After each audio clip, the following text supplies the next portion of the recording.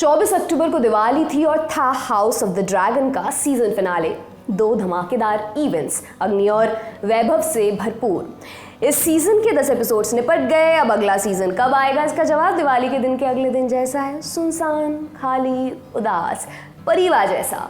Series के fans अब वापस से मंडे का इंतजार करना बंद कर देंगे या मुलतवी कर देंगे अगली बार तक। पोएटिक ना करें तो 2024 के आखिर तक दूसरा सीजन आ जाना चाहिए। ये सीजन कैसा लगा, गेम ऑफ थ्रोन्स वाली बात थी या नहीं, सब विस्तार से बताएंगे।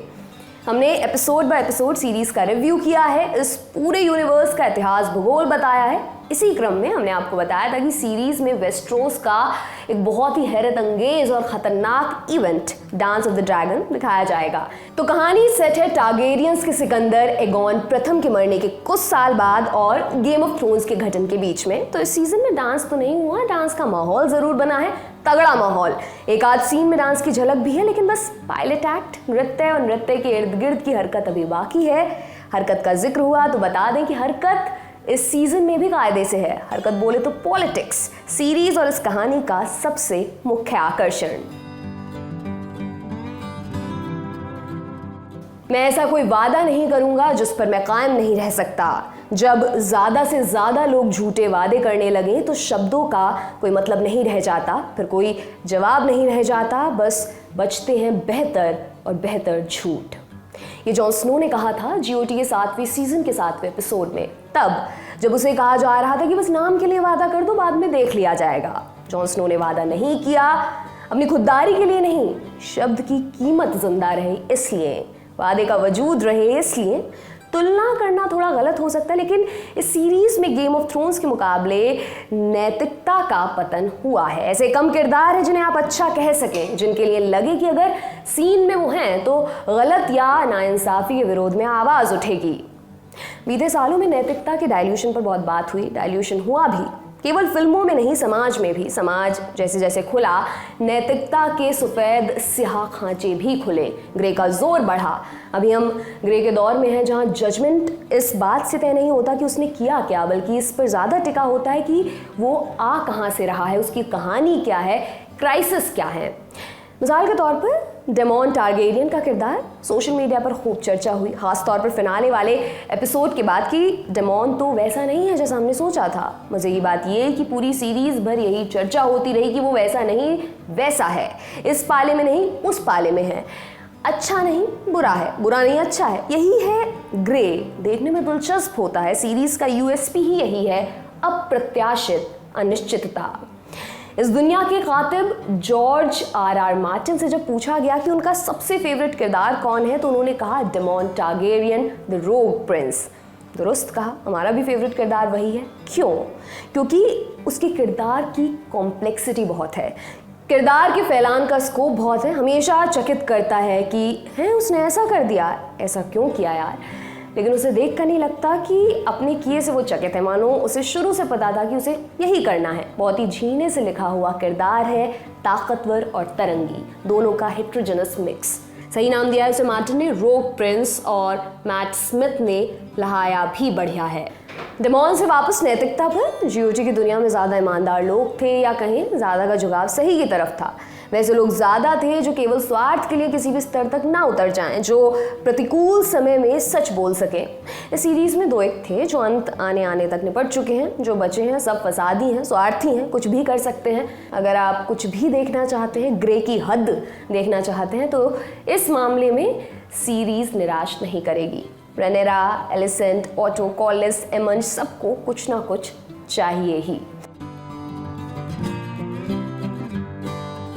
जैसा हमने बताया, फुल माहौल बनाया गया है। इस स्केल की किसी भी कहानी के लिए ज़रूरी है कि आप उसका सधा हुआ डिस्क्लेमर दें। यहाँ डिस्क्लेमर से मुराद काली स्क्रीन पर लिखे काल्पनिक है, संयोग है वाले मैसेज से नहीं। डिस्क्लेमर मतलब दर्शक को उस टाइम एंड स्पेस में सेट करना ताकि कहानी का बोझ ना आए, दुनिया और किरदार में आसानी से दाखिल हुआ जा सके। और यही सीरीज़ का लो पॉइंट है। 10 एपिसोड्स में 3 टाइम जंप्स हैं, इनमें से 2 ने कहानी को धीमा कर दिया, तीसरे वाले में मज़ा आया, लेकिन ये वो वाला रिस्क है जो लेना ही पड़ता है। क्रिएटर के लिए ये एडिटोरियल चॉइस जैसा है कि क्या ज़रूरी है और क्या बेहद ज़रूरी है। उन्हें उतने में सब समेटना होता है, तो मेकर्स ने वो रिस्क लिया, कहीं लैंड किया, कहीं रह गया। कुछ एक ट्रांजिशंस बहुत बेतुके लगे, सालों बाद भी किरदार इवॉल्व ना करे या दिखाया ना जाए तो जमता नहीं है। ड्रैगन्स की दुनिया में तो HOTD ने GOT को बुरा पछाड़ा है, तार तार कर दिया बिल्कुल। GOT के फायर ब्रांड प्रचारकों में से एक थे ड्रैगन्स, खूंखार आदमखोर जीव जिन्हें स्क्रीन पर देख चिल्स आ जाते हैं। HOTD में ड्रैगन्स का ट्रीटमेंट ड्रैगन्स वाला है, ये बहुत ज़रूरी था। गेम ऑफ थ्रोन्स के ड्रैगन्स अच्छे तो थे मगर समझ में नहीं आते थे। आखिरी एपिसोड तक समझ नहीं आया कि असल में ड्रैगन्स थे कितने बड़े। कभी बहुत बड़े लगते थे, वेल जितने, कभी हाथी से थोड़े बड़े, और 3 ड्रैगन्स थे, तीनों में रंग के अलावा कोई फर्क नहीं था। लेकिन इस सीरीज में ऐसा नहीं है। मेहनत हुई है, उन ड्रैगन्स पर भी काम हुआ है। सीजन में 9 ड्रैगन्स दिखाई दिए, सबका रंग अलग अलग है, आकार अलग अलग है, नाक नक्शा सब अलग, सूरत सीरत अलग, और इस बार उन्हें केवल हवा में उड़ते आग उगलते दानवों जैसा नहीं दिखाया गया है, उन्हें शो का मुख्य हिस्सा दिया है। टारगेरियंस के साथ उनका रिश्ता कैसा था, कैसे बना, कौन सा ड्रैगन किससे बॉन्ड करता है, ये सब दिखाया गया है। इस रेफरेंस में 2 संवाद काबिल जिक्र हैं। डेमॉन रेनेरा से एक बार कहता है, सपनों ने नहीं ड्रैगन्स ने हमें राजा बनाया है।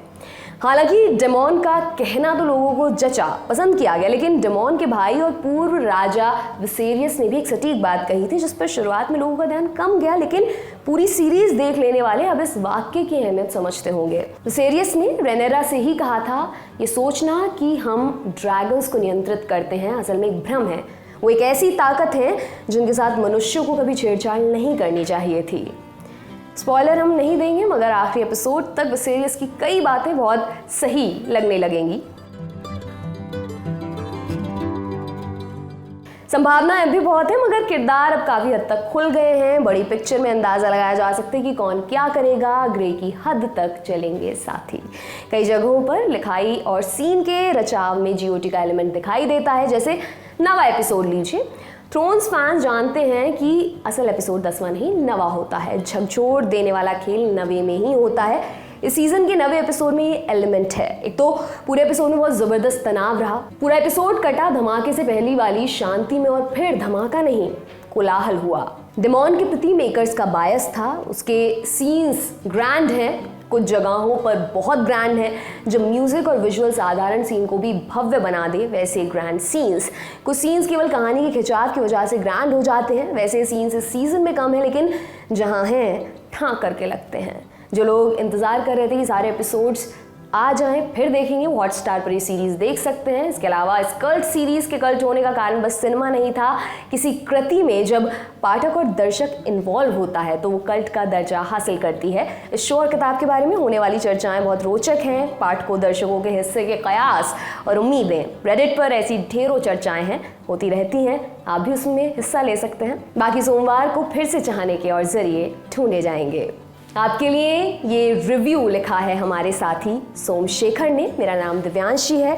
देखते रहिए लल्लन टॉप सिनेमा। शुक्रिया।